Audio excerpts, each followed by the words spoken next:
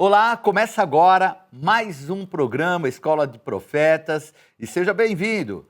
O Escola de Profetas é a teleaula que nos faz conhecer melhor a Bíblia e os seus segredos. E hoje nós vamos mergulhar em um dos objetos mais fascinantes da Bíblia, a Arca da Aliança. E para iniciar, nós vamos mostrar aí o ambiente aonde ela deu início, onde a caminhada dela no deserto. Veja esse mapa dessa região do Êxodo. Então, essa é a região do mapa que nós vamos tratar. Você veja aí, inclusive, o deserto chamado Deserto do Sinai, ao lado do Mar Vermelho. Então, o local é onde eles tiveram um tempo de quase 40 anos. Eu imagino o quanto eles rodaram pelo mesmo lugar, né? Porque não é um deserto muito extenso, mas eles ficavam andando em rodas ali até que passaram os 40 anos, e depois, então, puderam entrar na Terra Prometida. Mas vamos falar um pouquinho, eu acho que para dar início, inclusive, porque às vezes as pessoas acham que não deve haver entrosamento do Novo com o Antigo Testamento. Nós percebemos até uma barreira, muitas pessoas, eu até entendo, a salvação, o completar da obra veio no Novo Testamento, mas nós não podemos descartar o Antigo Testamento. E vamos, então, mostrar no Novo Testamento esse elemento profético tão importante, tão maravilhoso, que é a Arca da Aliança.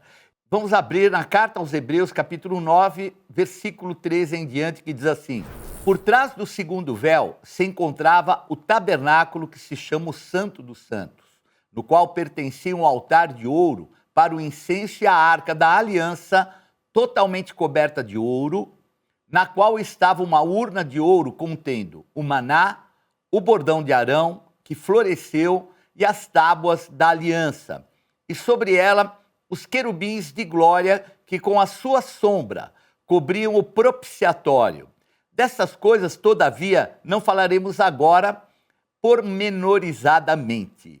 Então, nós vemos aqui o escritor aos Hebreus, eu faço uma brincadeira, vou fazer com vocês também, porque dizem que o escritor dos Hebreus não é um escritor, é uma escritora. Mas como, bispo, uma escritora? Porque no capítulo 13, versículo 20, diz assim: por isso vos escrevi a seguinte exortação resumidamente. 13 capítulos, falar que foi resumidamente, deve ser uma mulher, né? Brincadeira. Mas o escritor aos Hebreus vamos dizer assim, um dos homens que mais conhecem, não só o Antigo Testamento, mas como, vamos dizer assim, encaixar esses dois tão importantes livros da Bíblia, né, o Novo e o Antigo Testamento. E aqui ele fala sobre a Arca da Aliança.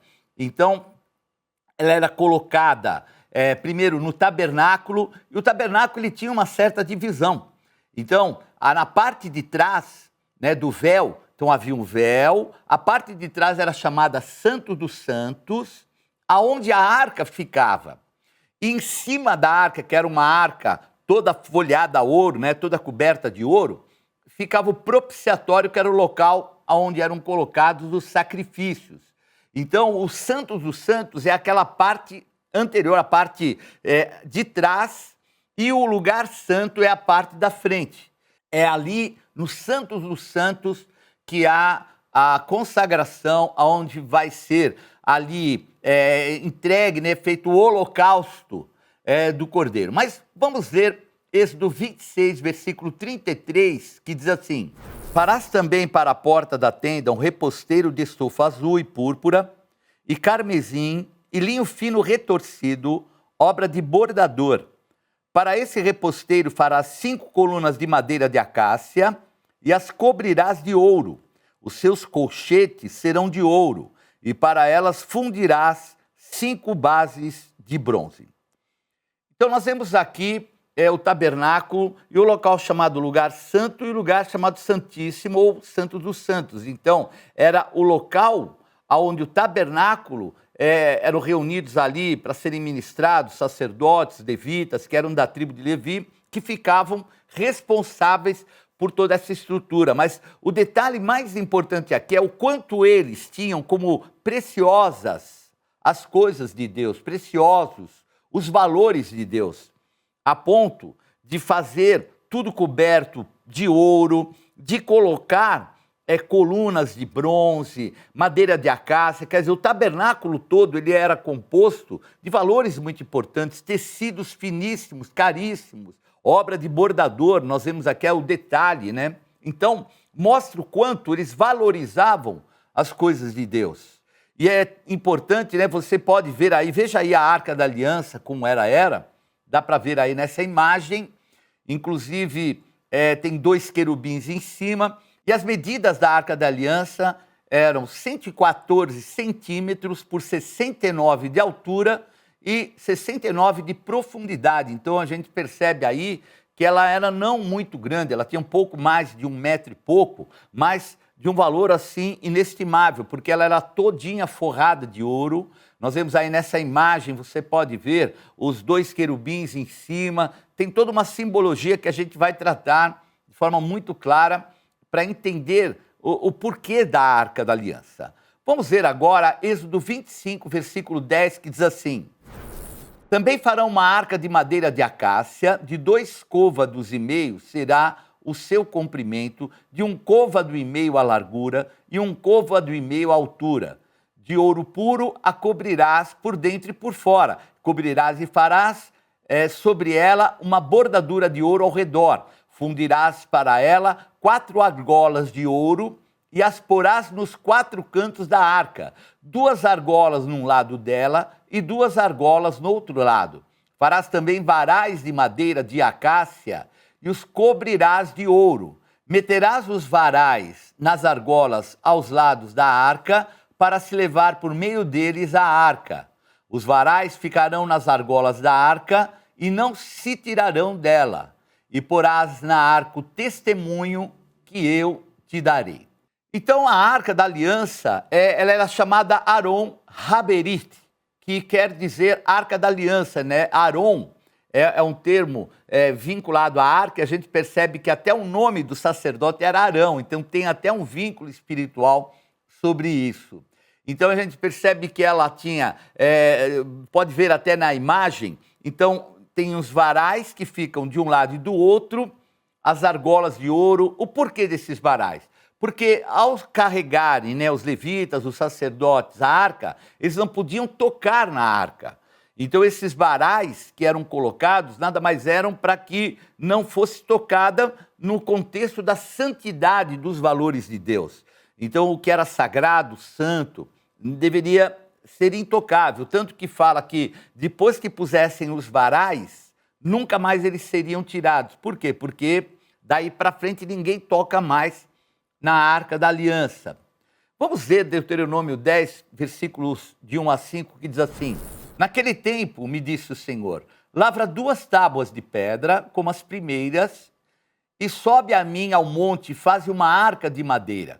Escreverei nas 2 tábuas as palavras que estavam nas primeiras que quebraste, e as porás na arca. Assim fiz uma arca de madeira de acácia, lavrei 2 tábuas de pedra, como as primeiras, e subi ao monte com as 2 tábuas na mão. Então escreveu o Senhor nas tábuas, segundo a primeira escritura, os 10 mandamentos que ele vos falara no dia da congregação, no monte, no meio do fogo, e o Senhor mas deu a mim. Virei-me e desci do monte e pus as tábuas na arca que eu fizera, e ali então, como o Senhor me ordenou. Então vejam que o Senhor deu uma orientação que ele iria buscar o testemunho. Então essa palavra testemunho é marcada por algo que tem um simbolismo profundo do poder e da manifestação de Deus. Então aqui nós vemos que dentro da Arca da Aliança serão colocados as duas tábuas da lei serão colocadas. É aquilo que é colocado em primeiro lugar. E o que eram as tábuas da lei? Eram os 10 mandamentos que, segundo Moisés, foram impressos em duas tábuas de pedra pelo dedo, entre aspas, de Deus, pelo poder de Deus. E aqui ele fala, pega a segunda. Quer dizer, o que aconteceu, bispo? Lavra mais duas, porque as primeiras ele quebrou. Então ele ficou por 40 dias para receber do Senhor toda a ministração, porque a lei, nós colocamos ali os 10 mandamentos da lei de Deus, porém a lei é o contexto todo dos livros. Então a lei tem o Gênesis, tem Deuteronômio, tem Números, tem Levítico, quer dizer, é uma composição, o Êxodo, é uma composição de todos esses livros que Moisés veio a escrever. Então, os 10 mandamentos foram colocados pelo dedo de Deus. Mas houve um momento em que ele, ao descer, depois de 40 dias, quando ele chega lá embaixo, o povo está numa rebeldia. Então eles estavam lá numa condição lá de idolatria, bezerro que foi feito de ouro. Então uma situação assim terrível, até de prostituição, baixaria, aquela loucura. E quando ele chega, ele fica tão revoltado, porque ele ficou 40 dias diante da santidade de Deus. Quando ele chega, o povo estava totalmente corrompido. E ali, nós percebemos que Moisés, ele tinha esse lado um pouco meio explosivo, ele joga as duas tábuas da lei e quebra as duas tábuas da lei. Agora o Senhor dá uma outra orientação após isso, manda lavrar mais duas tábuas e ele então dá a condição de ser reescrito, os 10 mandamentos serem reescritos.